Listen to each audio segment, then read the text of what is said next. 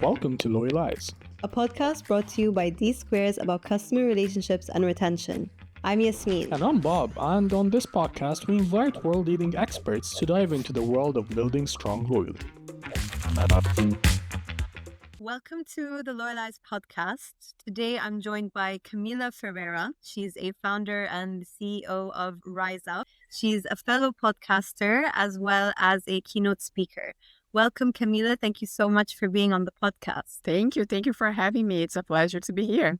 So you have so much experience in, and this is the premise of Rise Up, in transforming CX into profit. This is something that every CX team sort of talks about, but very few actually properly solve it. And that's around proving ROI. So what I'm really excited about today is to explore the practical ways that we can actually measure and validate CX efforts step by step. So what's interesting is you've been on both sides. So designing CX strategy and also operating it. Let's start with the problem. Why do people still struggle so much to prove that CX is actually valuable today? I love that we start from there, from the beginning. And based on my experience is that they just go halfway through. When we think about CX, when we think about customer experience, I think the first metrics that come to mind are those metrics for sentiment, such as CSAT or NPS or customer happiness. And I'm not saying that we shouldn't track those metrics, but they don't tell the whole story. Moreover, they do not necessarily connect with the financials. And that's where I believe the frustration comes from, because whenever you are measuring this, which is needed for you to understand the sentiment of your customers, whenever you go to the boardroom or you go to the C-level, those are not the metrics that are discussed. Those are not the metrics that are at the table. And what I have been observing among CX leaders is that they struggle to translate those sentiments into financial metrics. So I think, to me, that's the main gap that I have observed. Again, I don't think there is anything wrong. I just think that we are not taking all the necessary steps to be heard and by the boardroom, if you will. Right. So you've covered many things that we want to get into today, including the right metrics, how we can prove things to the CFO or the boardroom, specifically how CX does actually drive revenue. To simplify what you were saying, with CX, it doesn't fail when it comes to impact. It's about translation and translating that to the people that matter, so that it doesn't become a structural problem when it comes to allocating budget or what have you. Because then the consequence of that would be cutting CX from the strategy completely or not investing in it enough. Yeah, then I think that CX are misinterpreted as a cost center, because if you look at CX or the concepts around CX, this is something that we still need to educate many stakeholders. The majority of them tends to see CX as a department like a customer support or a customer service, but a customer experience is way bigger than that. However, if you keep speaking the CX or the support language, which is mostly focused on operational metrics, then people will see us as very operational, because this is what we are showing them. People will see what we show them. If we are constantly talking about those operational metrics, sentiment metrics, then they are going to bucket us into cost center, which has been the case for decades. Whenever we have conversations in the boardroom, those conversations are around efficiency and cost cutting. It has never been or rarely been around how can we use CX? How can we start from support and elevate into customer experience to actually drive revenue? So if we want to change that narrative, the very first thing is that we need to change how we show up. That's very useful. So that's what we're exploring today, is perception and how we can turn CX from a cost center to a profit center in terms of the way it's viewed and perceived. Yes. And you mentioned operational metrics and perception metrics as well, or sentiment metrics. So what are the right ways to measure CX? Sure. What I normally say, Yasmin, is that we have 3 steps. And the first step is measuring the sentiment. It's important to know how your customers feel, of course, because it's not just the transaction, but how they experience your brand, how they experience your company. So let's pick one example, which is NPS. I think NPS is very well known, the Net Promoter Score. There is nothing wrong with the NPS, but this is the first step. What is the main question that we have in this particular survey? Is that if that customer would refer us or not. That's kind of the main question. And then we do all the math to see if we have more promoters or detractors. Good. If I ask you, would refer me, you may say yes. However, the next step is, how do I change the behavior? If you said yes, how can I push you to actually take an action? How can I push you to actually refer me to someone else? That's the second step, is when you drive action, when you drive behavior. That to me, Yasmin, the connection between the sentiment and financial metrics is definitely on how you drive behavior. Once you start referring me, then I will be able to see this on my P&L in the format of revenue. So those to me are the 3 steps. I started kind of collecting feedback on how you experience the brand, and we can talk about the different sentiment metrics that we have here. But from there, I need to drive action, because it's only by doing this that I will see that reflected on our P&L. And mostly they stop in the first one, reporting the NPS. And not only this, I have seen C-level performance bonus attached or associated with NPS. But when you look at the P&L, the kind of at the top line is not growing. I'm like, okay, you have an amazing NPS, but you are not seeing this being reflected on your P&L. And there are many studies. One that comes to mind is the one from Bain recently, where they said that 80% of customers, before switching providers, they describe themselves as satisfied. Look at this. Okay. So the fact that you were satisfied does not mean you were loyal. And it's a loyalty that will actually help you expand, grow your revenue, cross-sell and upsell. And that's why I normally say, so you have 3 steps. The very first one is the sentiment, the connection, how things are in that particular moment. And then how do I drive action out of that in order to see those numbers reflected in P&L? Lovely. That Bain reference is so useful. And I think it perfectly exemplifies exactly what you're saying. What brands do is that they stop at understanding how customers or clients feel. And that's where they go wrong. The next step after that is understanding how they felt made their behavior change. And that's how we translate that into the right metrics. So it's not about choosing perception or sentiment metrics over behavior metrics, but about how the two can work together to change the conversation. So it becomes then reflected in the P&L, like you were saying. So a profit conversation rather than, oh yeah, this is how they felt, just reporting what customers feel. How they feel is very short-sighted. And again, it may not reflect on the P&L. And that's where I believe the conversation gets broken. That's where the frustration comes to place. Because imagine you are a CX leader and I'm a CFO, or the other way around, and you come to me talking about the NPS and the satisfaction. But in my mind, in my financial mind, I'm like, okay, but we need to grow bottom or top line by 20%.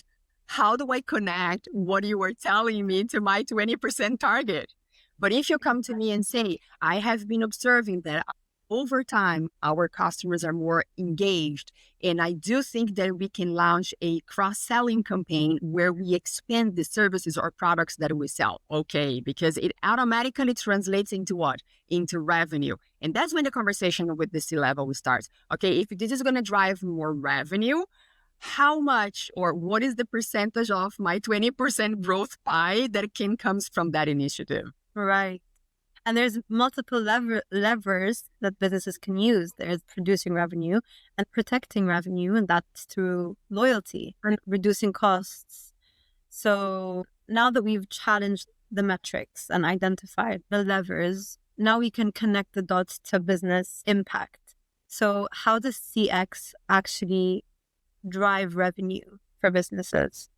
Yeah, there are multiple ways. So you mentioned a few of them, but let's just talk about loyalty. I love this topic very much, and Loyalize is the name of the podcast. But once we think about what is loyalty, to start with. It's when you trust the brand, when you trust the product, when you trust someone. That's where loyalty comes from trust. How do you build trust? You build trust by delivering at the expectations consistently over time. How you start kind of dissecting what CX is and what loyalty is. When we think about CX Forrester, which I like very much, they do run the survey on a yearly basis, and they say that CX has 3 dimensions. Okay. The very first one is, how do I help you achieve your goal? I want a cup of coffee. I want a product. I want a mattress, whatever it is, being product or service. So that is the first dimension. Then the second dimension is, how do I help you doing this? How much effort do you need to put in order to get that service or product? So the very first one is, give me my cup of coffee. Then the second one is, give this fast, right? Because I don't want to stay in line for an hour for a cup of coffee. It doesn't make any sense. And then the third dimension is the emotional connection.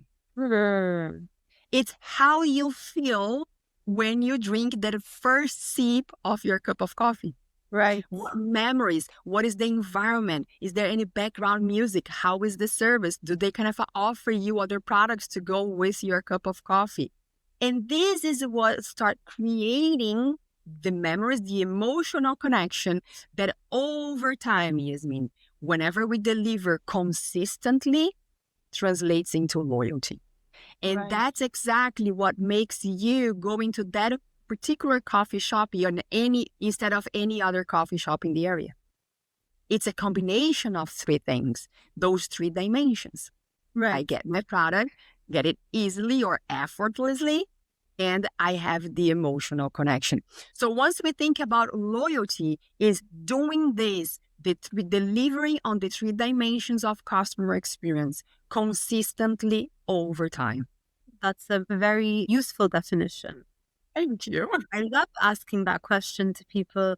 And I love that you asked it and then answered it yourself, because I think it's very important to define the things that do drive behavior. The emotional dimension, I mean, it can be quite subjective, can't it? So where do you think the balance is when it comes to the emotional dimension?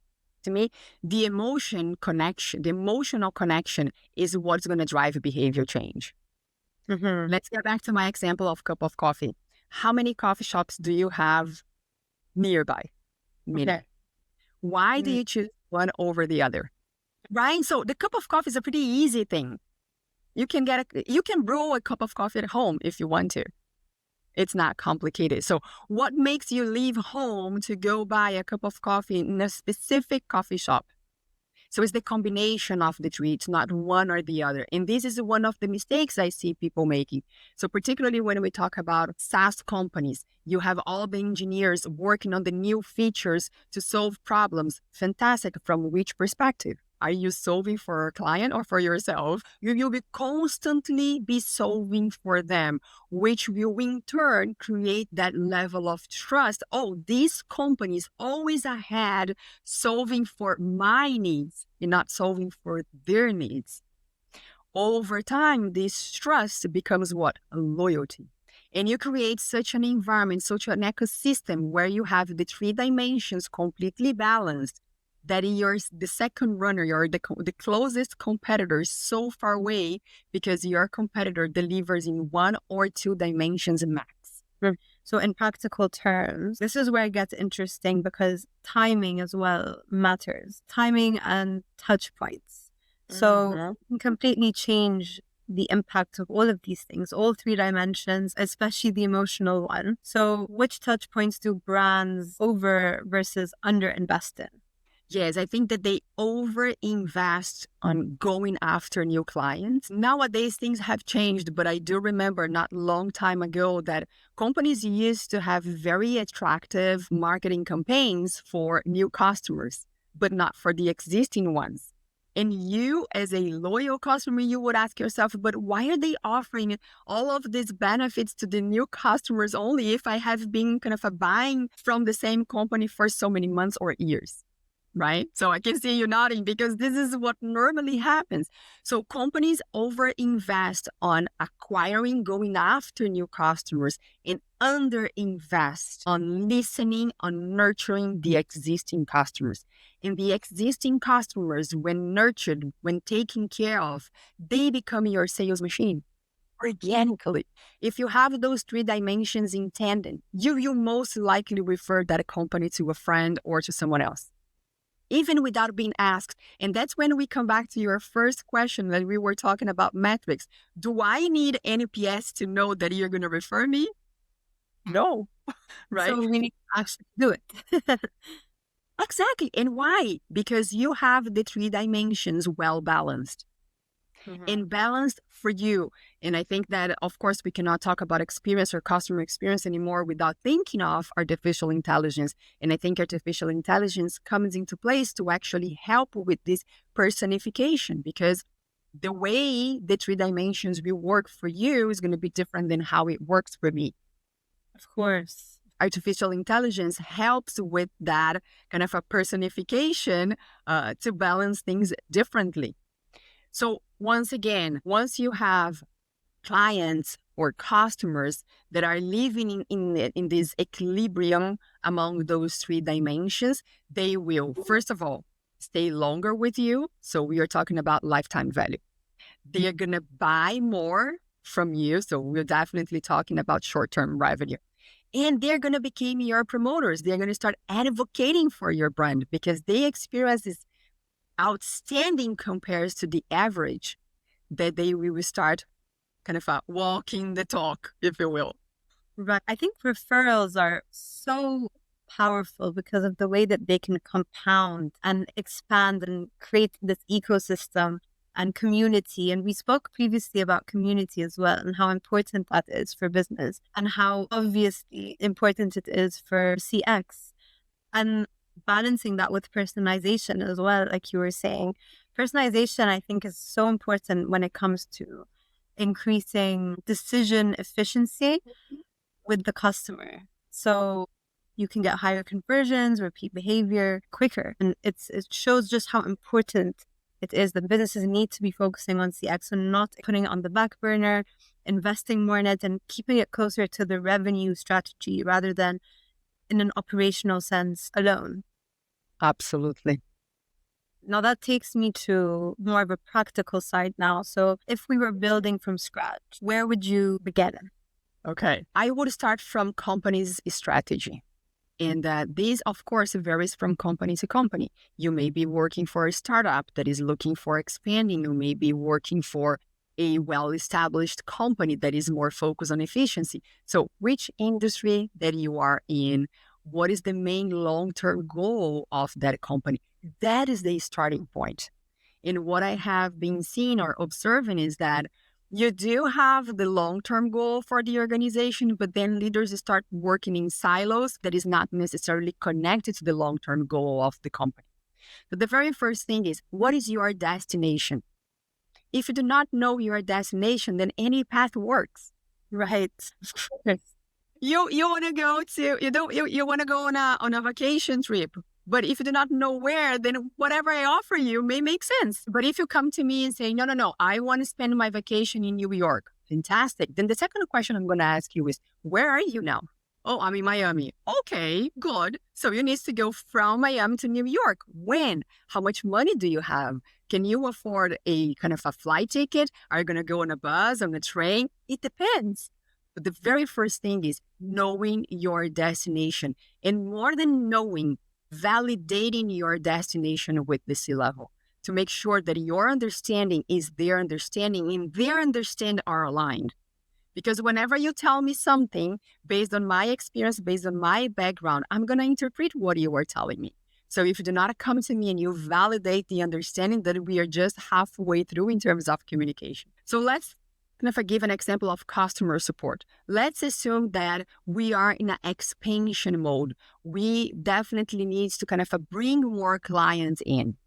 Good. How can the support team help with that? First of all, we got to deliver on the basics. Because if we do not deliver on the basics, then no matter how many customers I am acquiring, whenever they have a problem, they're going to have a bad experience with support and they're going to churn. So that's the very first step. But once my support is stable, I can use those interactions to sell more. Once you talk to CSMs, for example, to customer success managers, one of their main problems is to get a hold of the client because everybody's busy. So time and attention is the most scarce asset nowadays. It's really hard to get people's attention. But on the other hand, you have them calling support. So once again, if I delivered on the 3 pillars, can I get your problem resolved? Yes. In a timely manner? Yes. With an emotional connection? Yes. I have those 3 dimensions in tandem. That's the moment I can use to sell you more because I know you. You kind of bring artificial intelligence into that conversation. What is your business? What are you looking for in your business? How can my business help yours grow faster, be more successful? But once again, everything starts with you understanding where you want to be in 3, 6, 5, 10 months, years from now, and where you are right now. Once you have that clear, how much money do I have? Do I have money to invest in systems? If not, how can I re-engineer my process to be more efficient and customer-driven? If a brand could apply something tomorrow, one thing, what would be the thing that they should start with? Yeah, the 3 steps: the sentiment, the behavior change, and the financial metric. Once you have mapped where you want to be and where you are, what are the opportunities that you have, and most likely you won't be able to tackle them all because this would require a lot of resources, but working on a simple effort and return analysis will let you rank those opportunities based on effort and result at the end of the day. So coming back to my support example that I just shared with you. Okay, support is stable. We are sustaining, we are balancing the 3 dimensions in a very good way. Whenever a call comes in and the problem is resolved and we do have the information about that client, what are the other services that I can sell? So you'll receive a support call that is very reactive. You drove behavior change because it was not, the main objective of that call was not to sell something. It was to solve a problem. But you were able to drive a behavior, to change a behavior, going from just supporting fast and quick to sell more. And this translates into more revenue in your P&L. Right. That's an interesting way of seeing problem solving and seeing that turn into something financial and actually beneficial for the company. So turning a problem into profit, which I think there's a big gap, let's say, when it comes to that sort of thing. When I look at a kind of a customer support department, they are over investing on reducing handle time, on getting rid of their clients as fast as possible. And then I always question why. Because it's expensive. It depends. Because if you are selling more, then it becomes actually revenue. How much time does your CSM needs to invest to get that client on the phone compares to having the client on the phone already satisfied? Right. Okay. So it depends on how you approach this. If you approach this in a very siloed way, seeing CX as just a support department, then I will have to agree our conversations will be very much limited to cost and efficiency. But if you kind of expand on that, and one of the things that I did in one of my previous employers was exactly this. They launched a referral program that was initially limited to the sales team. But the referral program was not getting traction, even though it was very attractive. Like, it doesn't make sense to me. But when the program was launched, I was still kind of on my process to get the support team stable, or the support operations is stable. Once we reached that stability, the first thing that I did was I went back to marketing and say, hey, give me a unique link for the referral program. Because I am going to map the interactions. I do have the responses from the clients if they're satisfied or not with that interaction. And I'm also kind of tracking the sentiment of that call. So I do know which client in which moment is a good opportunity for us to pitch the referral program. I have that information. Once again, you go from sentiment to behavior change to financial metrics. right? Guess what? We became the largest referral channel in that organization. And then you may say, oh, but this was kind of a huge. No, just kind of a, once again, what is the destination? What was the main goal of that organization? They were in the expansion mode. Okay, I understand that we are mostly, or at this moment, our efforts are on bringing new clients, regardless if I agree or disagree. Okay, so I'm going to align myself to the company's objective. I understand that this is the main objective. What do I have? What is my origin? Where am I right now? Oh, I do have a support team that is kind of reaching stability. I am kind of getting consistent feedback that we are delivering on our core, so I can start expanding in a way that I'm going to get closer to that company's destination. I'm going to help them to get faster to their destination. Okay. Wow, what a great achievement. It was just exactly how that fits right into your structure. Yeah. Again, I don't think there is any wrong with CX. I just think that we are not taking all the necessary steps to show CX the way it deserves. Right. It's, again, framing it and translating it the right way. Absolutely. So we've gone from design and execution. Now let's move on to validation. What would you show a CFO or boardroom when getting buy-in for CX? I would say retention rate. How much are we retaining? How much more or how many more clients are we retaining based on these three dimensions? How much are we expanding our upsell, our cross-sell, our cost to serve? Again, I'm not kind of removing cost from the equation, but we cannot just be limited to cost. Those were the main metrics. What is the lifetime of that the client? And one myth that I want to touch here is churn, because we talk a lot about churn, but not all churn is bad. Okay, interesting. So what churn is good and what churn is bad? Over time, your company evolves as well as your client. And we cannot just assume that we're going to evolve in the same direction.